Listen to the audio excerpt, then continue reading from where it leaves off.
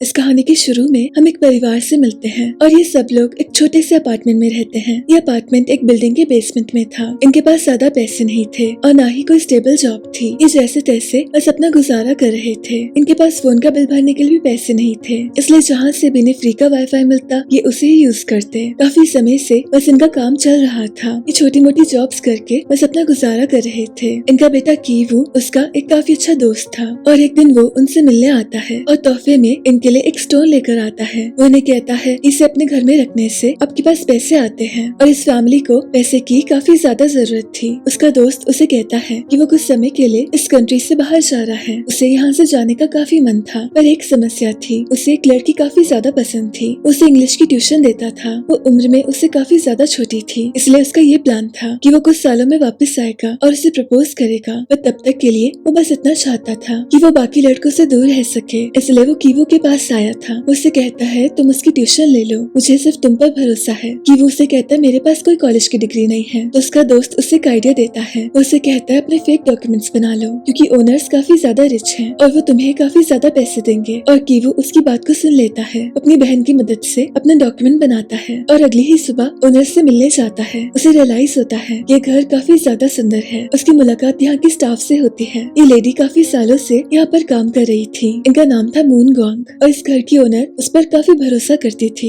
कि वो ओनर से मिलता है और कुछ ही देर में उसकी बेटी को ट्यूशन देता है। उसके पढ़ाने का अंदाज ओनर को काफी अच्छा लगता है और वो उसे जॉब पर रख लेती है और उसे पैसे काफी ज्यादा देती है। इसी बीच उसका छोटा बेटा आता है। वो कीवू से कहती है कि उसका बेटा थोड़ा सा स्पेशल है, उसे आर्ट का काफी ज्यादा शौक है और वो काफी समय से कोशिश कर रहे थे कि उसे कोई आर्ट की ट्यूशन दे सके, पर कोई भी टीचर उसे पढ़ा नहीं सका। और तभी कीवू को एक आइडिया आता है। वो ओनर से कहता है कि मैं एक लड़की को जानता हूँ, उसका नाम है जेसिका। वो काफी समय बाहर पढ़कर आई है। वो एक काफी अमेजिंग आर्टिस्ट है और काफी ज्यादा डिमांड में है। अगर आप चाहें तो मैं आपकी बात उससे करवा सकता हूँ। इसलिए अगली ही सुबह अपनी बहन को ओनर से मिलवाता है। ओनर को उससे मिलकर काफी ज्यादा अच्छा लगता है। इसी बीच हम देखते हैं कि ओनर की बेटी दाई हाई को कीवू काफी ज्यादा अच्छा लगने लगा था। वो उसे कहती है कि जेसिका काफी सुंदर है, क्या तुम्हें भी वो पसंद है? तो कीवू उसे कहता है ऐसा कुछ भी नहीं है। इसी बीच उसे रियलाइज होता है कि दाई हाई को उस पर क्रश है और शायद उसकी फीलिंग्स भी सेम थी। इसी बीच जेसिका ओनर को अपनी बातों से इम्प्रेस कर देती है। उसे कहते हैं कि आपका बेटा काफी ज्यादा स्पेशल है और उसे शायद थेरेपी की जरूरत है। अगर आप चाहें तो मैं वैसा कर सकती हूँ। उसके सामने काफी सारी बातें करती है और ओनर ये सब सुनकर काफी ज्यादा इमोशनल हो जाती है। वो जेसिका को जॉब के लिए हायर कर लेती है और शाम को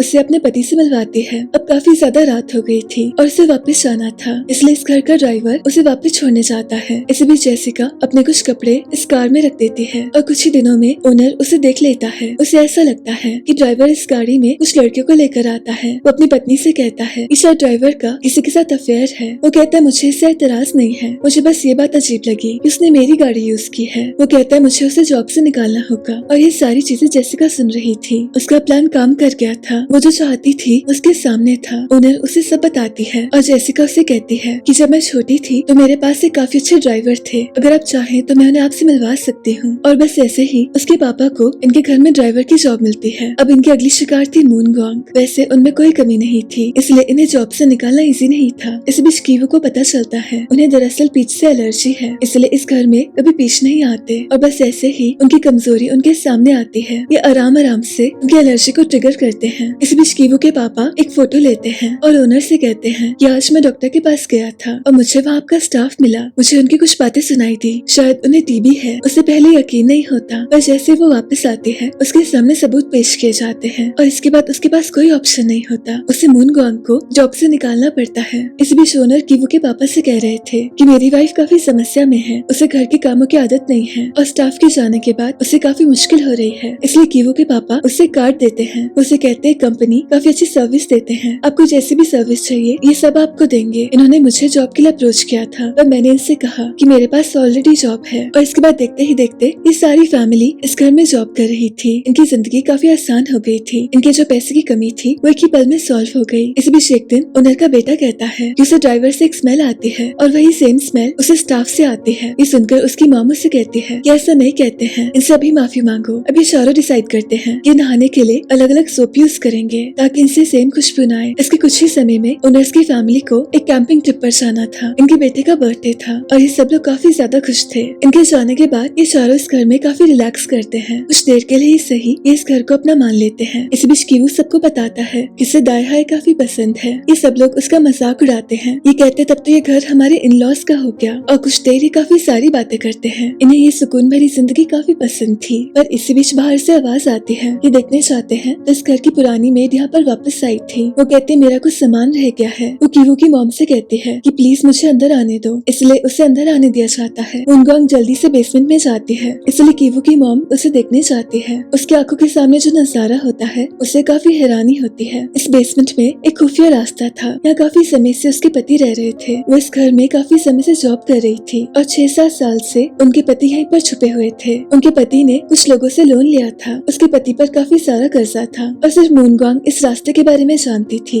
इस घर में अभी तक 2 फैमिलीज आई थी। उनमें से कोई भी इस राज के बारे में नहीं जानता था। मूनगोंग उन्हें समय समय पर खाना और पानी दिया करती थी। इसी बीच वो कीवू की मॉम से कहती है कि प्लीज इन्हें यहाँ पर रहने दीजिए, मैं आपको ऐसा करने के पैसे भी दूंगी। पर कीवू की मॉम ऐसा करने से मना करती है। पर इसी बीच कीवू की सारी फैमिली मूनगोंग के सामने आती है। वो जल्दी से इन सब की वीडियो बनाती है और इसी पल उसे रियलाइज होता है कि कैसे एक एक करके सबको जॉब से निकाला गया। वो इन सबसे कहती है तुम्हारी फैमिली को मैं एक्सपोज कर दूंगी। वो उन्हें काफी देर तक ब्लैकमेल करती है। उसके पति काफी समय के बाद बाहर आए थे। वो उनकी मसाज कर रही थी और साथ ही इनसे कह रही थी कि आज के बाद तुम सिर्फ हमें सर्व करोगे। पर इसी बीच इन दोनों फैमिलीज में काफी ज्यादा हाथापाई होती है और कुछ ही देर में चारों उन दोनों को पकड़ लेते हैं। पर इसी बीच कॉल आता है। ओनर कीवू की मॉम से कहते हैं कि कैंपिंग साइट में काफी ज्यादा बारिश हो गई थी, इसलिए 15 मिनट में ये वापस आ रहे हैं, जल्दी से खाना रेडी कर दो। अब कीवू की मॉम जल्दी से खाना रेडी करती है और ये तीनों जल्दी से सफाई करते हैं और इन दोनों को यहाँ से गायब कर देते हैं। और इसी बीच कीवू के पापा को रियलाइज होता है कि मूनगोंग का हस्बैंड मॉर्स कोड के जरिए यहाँ से सिग्नल्स भेजता था।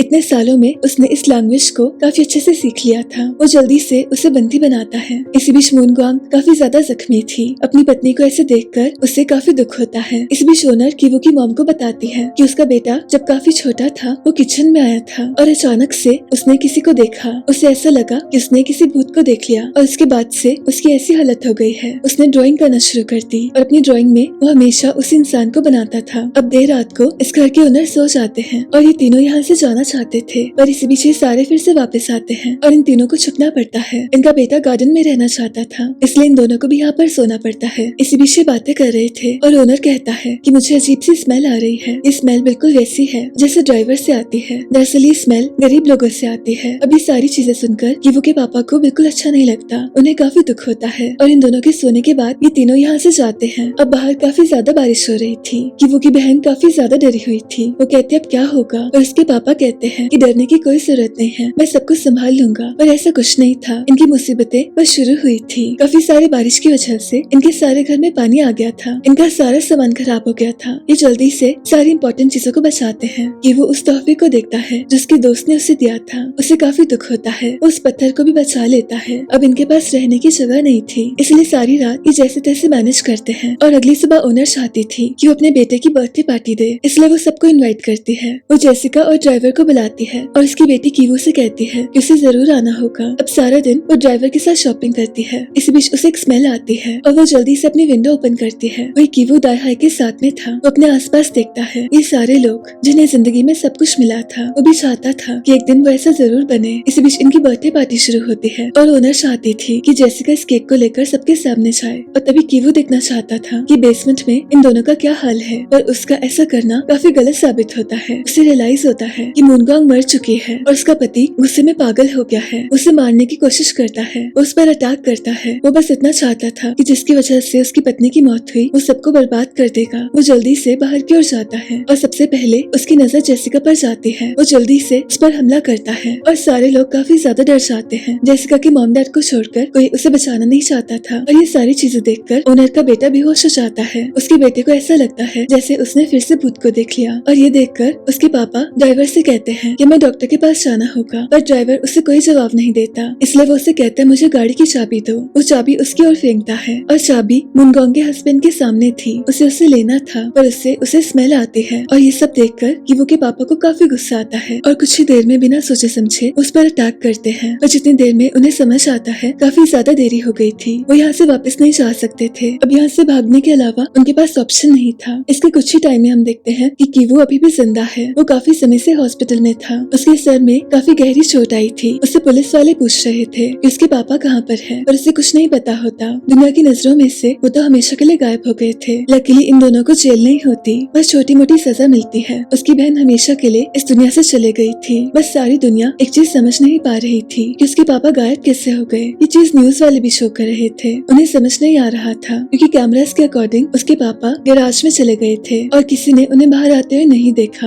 और ये सब देखकर कीवू को रियलाइज होता है कि उसके पापा शायद छुपे हुए हैं। वो दूर से उस घर को देखने जाता है। इस घर में नई फैमिली शिफ्ट हो गई थी और रात को जब सब लोग सो गए थे तो उसके पिता मॉर्स कोड के जरिए उससे बात कर रहे थे। उसके पिता उसे बता रहे थे कि जिस दिन उन्होंने हमला किया उन्हें कुछ भी समझ नहीं आया कि इसके बाद उन्हें क्या करना चाहिए। उन्हें अपनी बेटी के जाने का बहुत ज्यादा दुख था और रिग्रेट था कि ये सब क्या हो गया, इसलिए हमेशा के लिए वो यहाँ पर छुप गए थे। कुछ ही समय में इस घर के ओनर ने इसे बेच दिया था, जिसके बाद काफी समय ये घर अकेला रहा। इसी बीच उन्होंने मुनगोंग को दफना दिया था इसी गार्डन में। और कुछ ही टाइम में यहाँ पर कुछ और लोग शिफ्ट हो गए थे। वो रात के समय खाने को चोरी किया करता था और जैसे तैसे अपना समय निकाल रहा था। इसी बीच उसने मॉर्स कोड सीखा, इस उम्मीद में कि उसका बेटा इसे जरूर समझेगा और उसका बेटा एक प्लान बनाता है। वो चाहता था कि वो काफी ज्यादा पढ़ाई करे और कुछ ही समय में काफी सक्सेसफुल हो जाए। जब उसके पास काफी सारे पैसे आएंगे तो वो इस घर को ले लेगा और अपने मॉम के साथ यहाँ पर शिफ्ट हो जाएगा और फाइनली उसके पापा सबके सामने आ पाएंगे। तो कुछ ऐसा उसका सपना था, पर क्या वो अपने सपने को पूरा कर पाएगा या नहीं, ये तो उसे समय ही बताएगा। तो इसी के साथ इस कहानी का अंत होता है। मेरी आपसे फिर से मुलाकात होगी एक और नई कहानी के साथ।